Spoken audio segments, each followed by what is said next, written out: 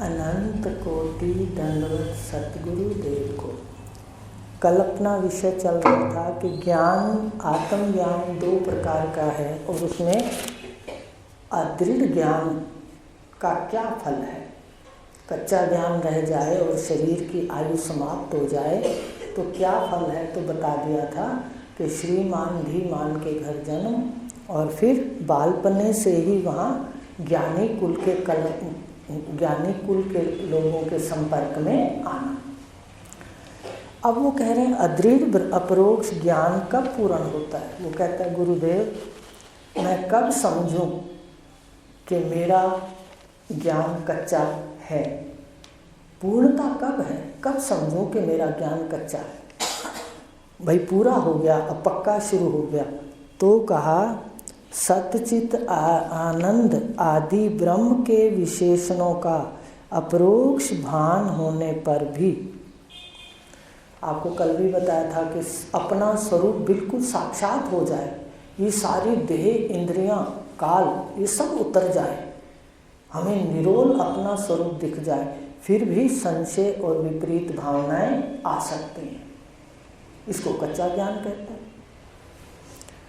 संशय और विपरीत भावना का सद्भाव हो, अर्थात वो शेष रह जाएं, कभी कभी हमारे पास फिर आ जाएं। लेकिन साधक क्या करे, अभ्यास करे। कोई शंका हृदय के अंदर आए उसी वक्त महावाक्य की चोट मार दो, आने ना दो पर को।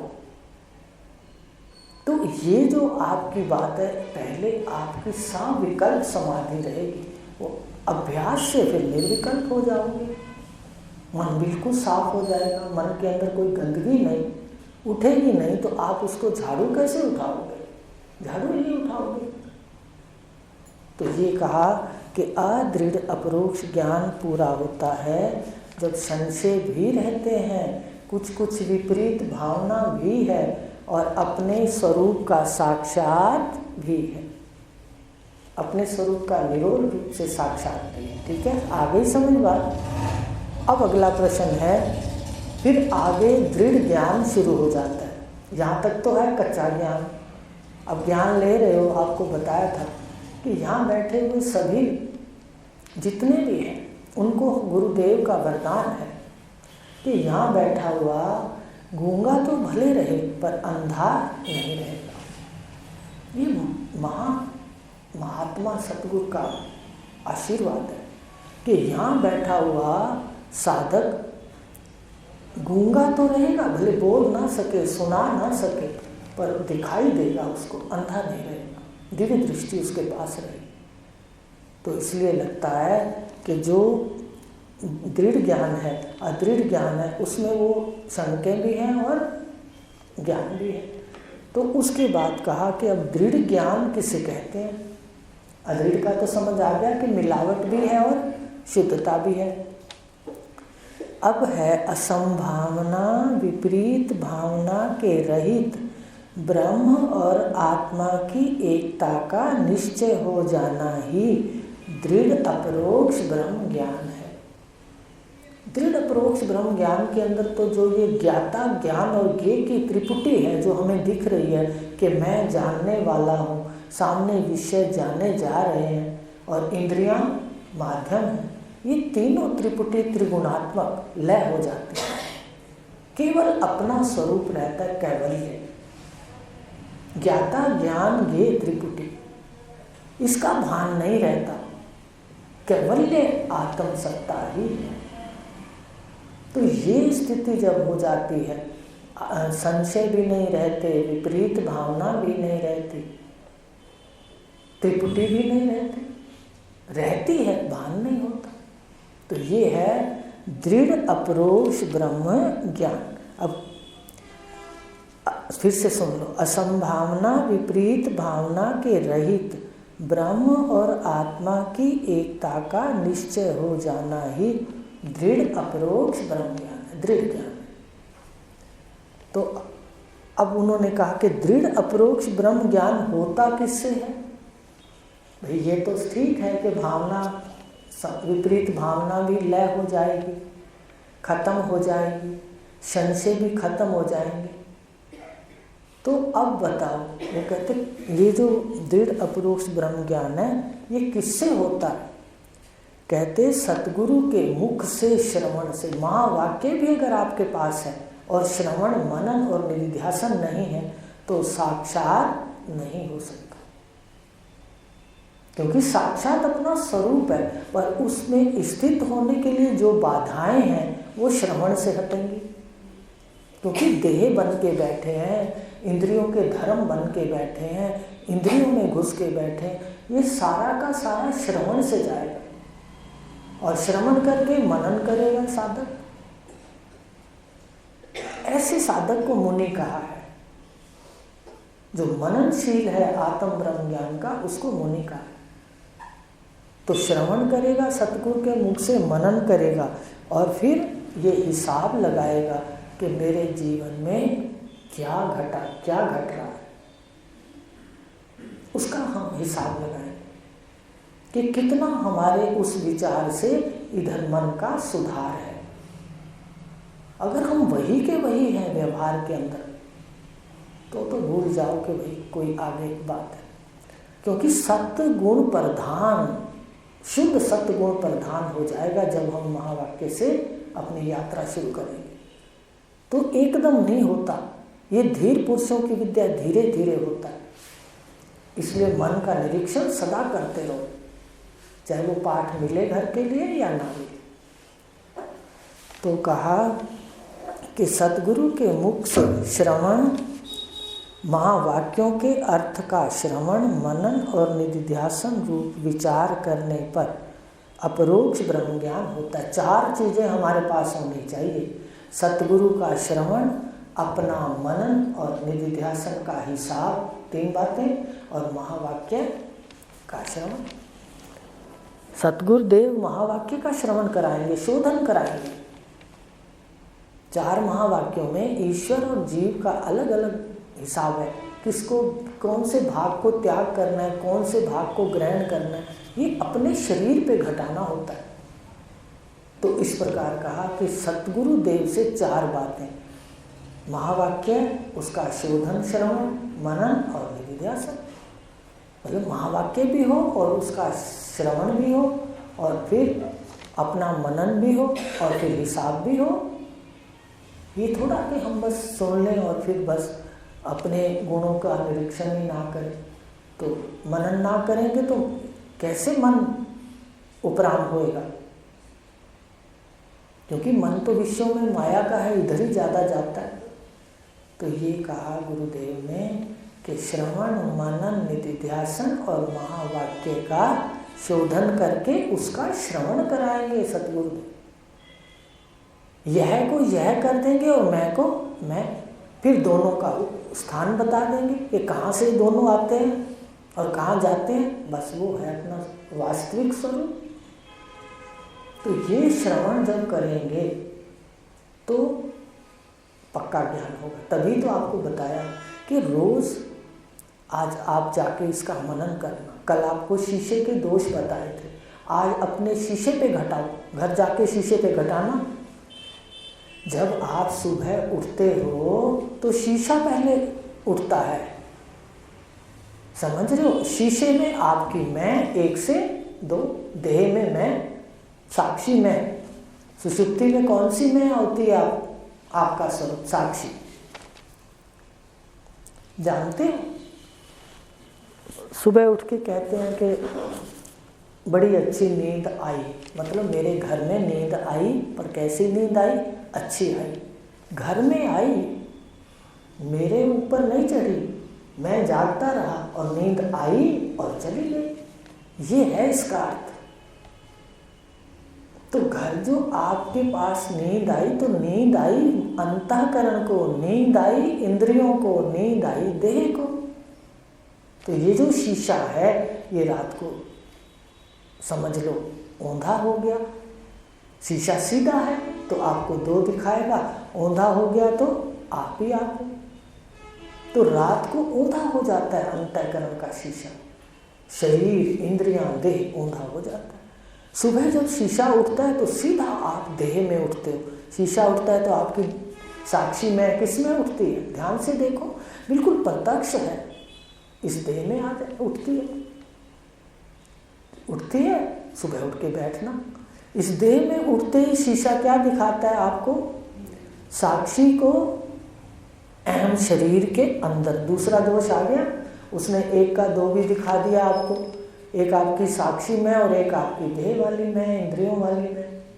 हम इसी को सच्चा मानकर व्यवहार करने लग जाते हैं, जबकि ये अपना पाठ समझो और अपने स्वरूप को सच्चा मानो जो वास्तव में स्वरूप है। तो एक से दो करके दिखा दिया, पहला दोष आ गया। दूसरा, आप बाहर हो साक्षी रूप से, उसने कहाँ दिखा दिया? एक शरीर के अंदर, आपकी मैं इतने शरीर। एक दिन आपको स्पष्ट दिखेगा। कल बैठे बैठे यहाँ आप लोगों को देखा तो मन के अंदर प्रश्न उठा के, भाई देखो सब सुनते हैं पर किसी की कोई अवस्था है मन की, किसी की कोई अवस्था है, ठीक है। थोड़ा थोड़ा तो मुझे भी दिखता है ना, क्योंकि जिसके सेवक हैं वो तो कहते थे सब दिखता है, लेकिन थोड़ा तो हमें भी दिखता ही होगा कि भाई किसका अंतःकरण कितने तक विद्या ले रहा है।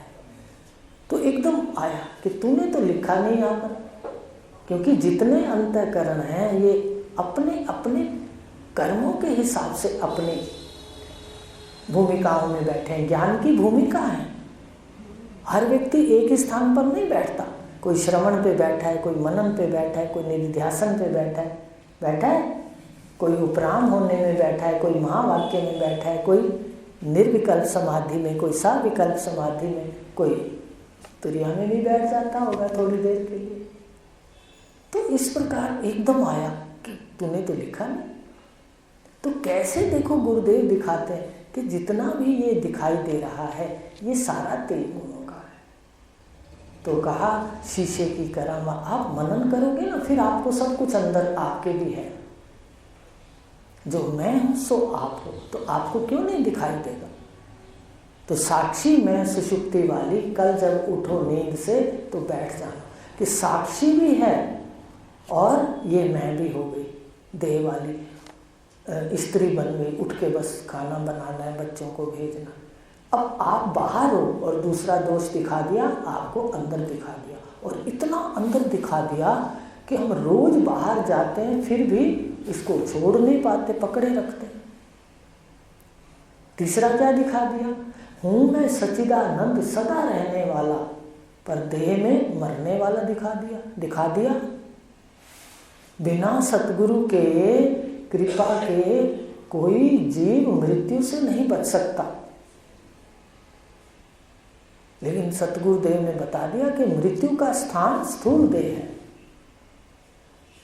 सूक्ष्म शरीर भी बदलता है, जीव भी नहीं मरता, जो दूसरी मैं है ये भी नहीं मरती, लेकिन मरता कौन है?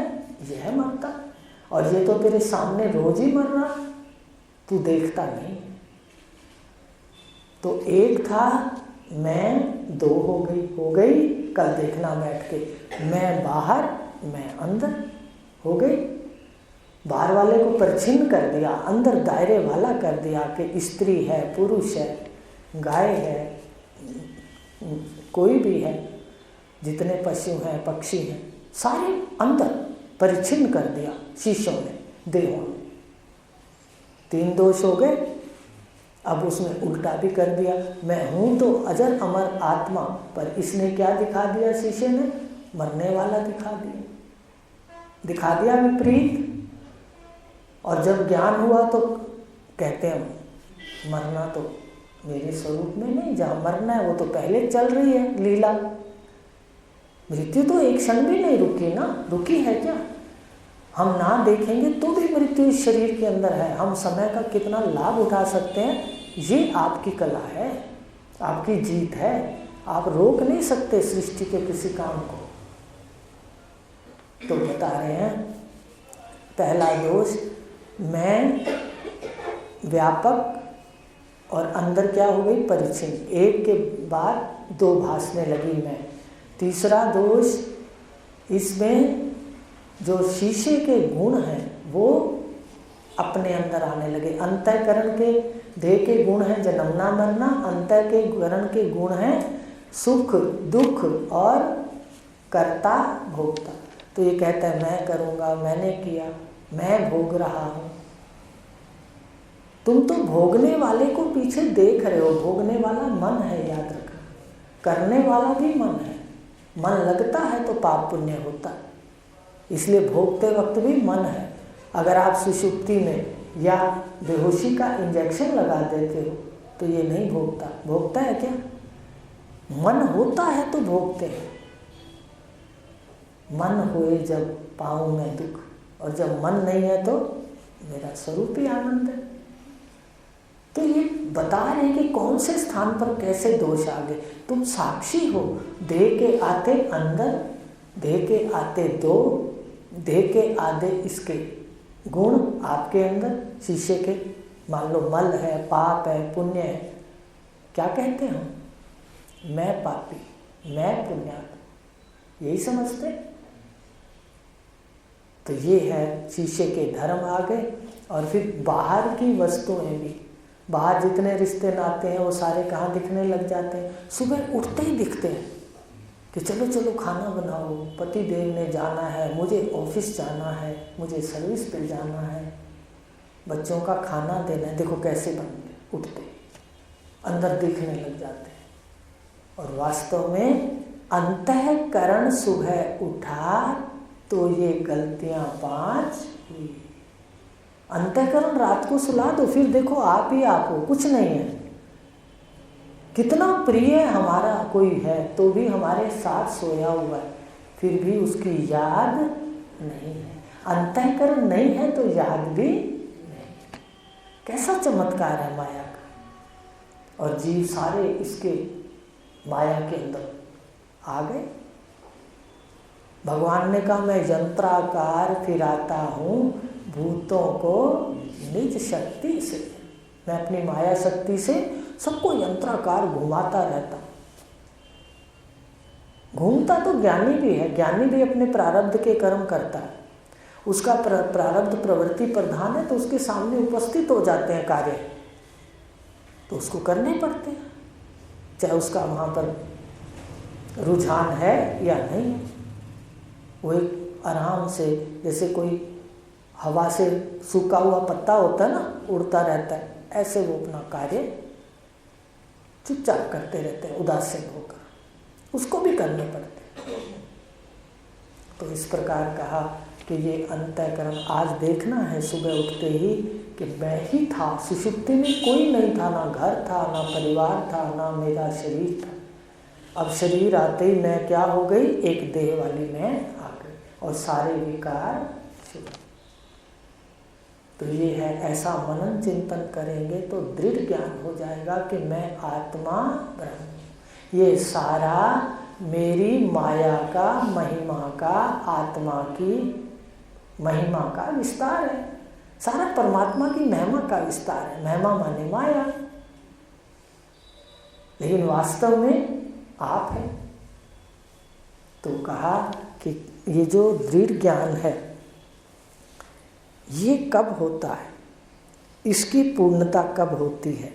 ठीक है, दृढ़ ज्ञान समझ रहे हो? ये जो ज्ञान कच्चा है, जो अभी आपको बताया, ये अभ्यास करना है। जितना अभ्यास करोगे, बार बार देखोगे, उतना ही पक्का होगा।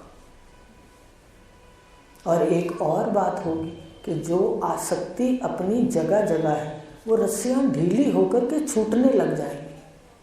पहले ढीली होंगी, उसके बाद आसक्ति धीरे धीरे सिमटने लगी।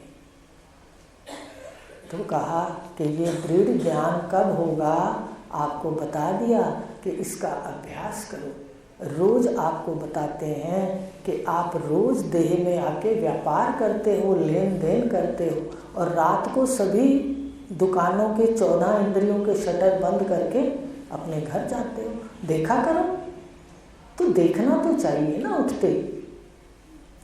तो अगर उठते हम नहीं देख सकते, भूल जाते हैं, जब याद आ जाए अपन साथ, जैसे कहते हैं ना भाई, फ्री हो जाए, घर का काम करके कुछ है, फिर बैठ के देखें, चुप रहें, बैठ के देखें, मौन में ही मनन होता है। ज़्यादा इधर उधर चर्चा भी ना करो, जितना समय मिले अपने में बैठो, अध्ययन करो, सुन लो जो आपको दिया जाता है। आपको ताज़ा हो जाएगा और आपको मनन आगे की ओर ले जाएगा, निधिध्यासन की ओर ले जाएगा। बस सुनते जाओ चुपचाप, और जो कहा है वो करते जाओ। गीता पाठ करो, संध्या करो। एक दिन समझ ही नहीं आती कैसे आदमी को रास्ता मिल जाता है, ये ऐसा ज्ञान है। तो कहा ये दृढ़ कब होता है, उसके क्या लक्षण है, बताना तो जरूरी नहीं है क्योंकि सबका कच्चा ज्ञान है, पर फिर भी सुन लो, ठीक है। कहा दृढ़ अपरोक्ष ब्रह्म ज्ञान की पूर्णता कब है। उससे पहले कहा दृढ़ अपरोक्ष ब्रह्म ज्ञान का फल क्या है। तो दृढ़ अपरोक्ष ब्रह्म का फल ये है कि अभाना पादक आवरण, माने जिस ब्रह्म का, पूर्णता का, ब्रह्म स्वरूप का, मैं ब्रह्म रूप हूँ, इसका भान नहीं होता, वो खत्म हो जाता है, आवरण उतर जाता है, भान होने लग जाता है। अब देखो बताते हैं ना कि बिल्कुल आप व्यापक हो, तो जैसे भान होने लगेगा, पहले कच्चा होगा फिर पक्का होता जाएगा। तो अभाना पादक आवरण की निवृत्ति। अच्छा एक बात पूछते हैं, अदृढ़ अपरोक्ष ब्रह्म ज्ञान से कौन सा आवरण भंग होता है? असत्ववाद। कि जो कहते थे ये एकता सत्य है, पहले कहते थे, जाते आर्य समाज थे तो कहते थे कैसे हो सकता है ये, कि मैं वो कैसे हो सकता हूँ, इतना दुखों से जूझना, इतना विचारों का चलना, और कैसे परमात्मा का स्वरूप हो सकता। असत्वापादक आवरण की निवृत्ति। कच्चा ज्ञान भी हो तो ये आता है कि भाई नहीं, भले मुझे पक्का नहीं पर मैं तो आत्मा हूँ, शरीर नहीं हूँ, और आत्मा ब्रह्म है। और फिर पहले ये बात होती है, फिर भान होने लग जाता है, माने दिखने लग जाता है, भासने लग जाता है। वो कौन सा है? जब दृढ़ ज्ञान का फल है। दृढ़ ज्ञान का फल क्या है कि वो जो भान नहीं होता था वो सारा दिन ही, कहते हैं ना आपको कि मात्रो भी अहम है और साक्षात भी अहम है। कहते हैं, कई बार कहते हैं हंसी मजाक में, मात्रो भी अहम और साक्षात भी अहम, दो जगह ढूंढ लो, मात्रो वाला स्थान ढूंढ लो, साक्षात वाला स्थान ढूंढ लो, देख लो उसको, और नहीं आए तो सुनते रहो, सुनते सुनते आ जाएगा। हमें कोई कुछ किया है, हमने सतगुरु की कृपा और केवल श्रवण, आप लोगों का संग। तो इस प्रकार कहा कि दृढ़ ज्ञान, अपरोक्ष ब्रह्म ज्ञान का फल क्या है?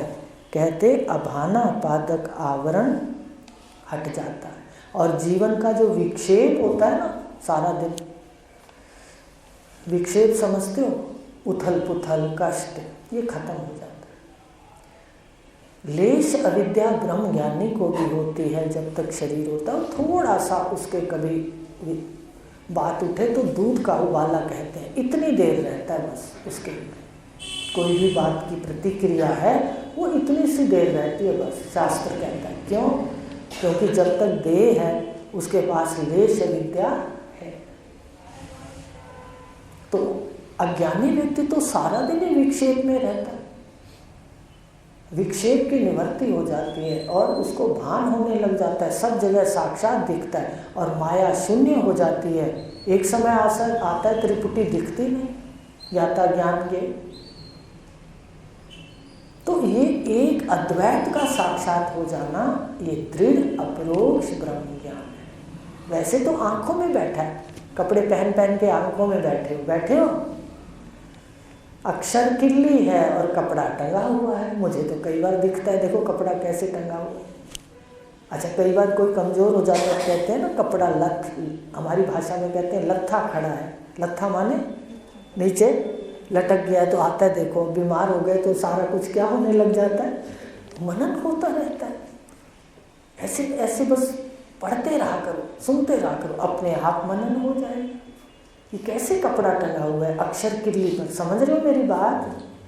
आ रही है समझ? ये कपड़ा टंगा हुआ है, लटक रहा है, ऐसे हवा में ऐसे दिखता रहता है, टांगे भी ऐसे लटकती दिखती हैं, हाथ भी, कि देखो कैसे कपड़ा है सिला हुआ, ये लटक रहा। तो ये आप पर निर्भर करता है, आप कहाँ बैठते, आपका मन किसका संग करने का करता है। तो कहा कि दृढ़ अपरोक्ष ब्रह्म ज्ञान का फल क्या है। एक तो भान होने लग जाता है, अभाना पादक आवरण की कल सुनूंगी, निवृत्ति हो जा, एक शीशे वाला सुनूंगी, ठीक है, निवृत्ति हो जाती है। और दूसरा विक्षेप रूप कार्य सहित अविद्या की निवृत्ति हो जाने से ब्रह्म की प्राप्ति रूप मोक्ष होता है।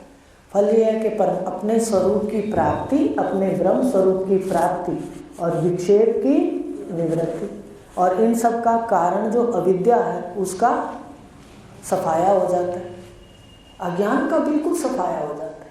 अज्ञान फिर आ ही नहीं सकता ब्रह्म ज्ञान के बाद। एक बार दर्शन कर लो फिर वो अज्ञान नहीं आता।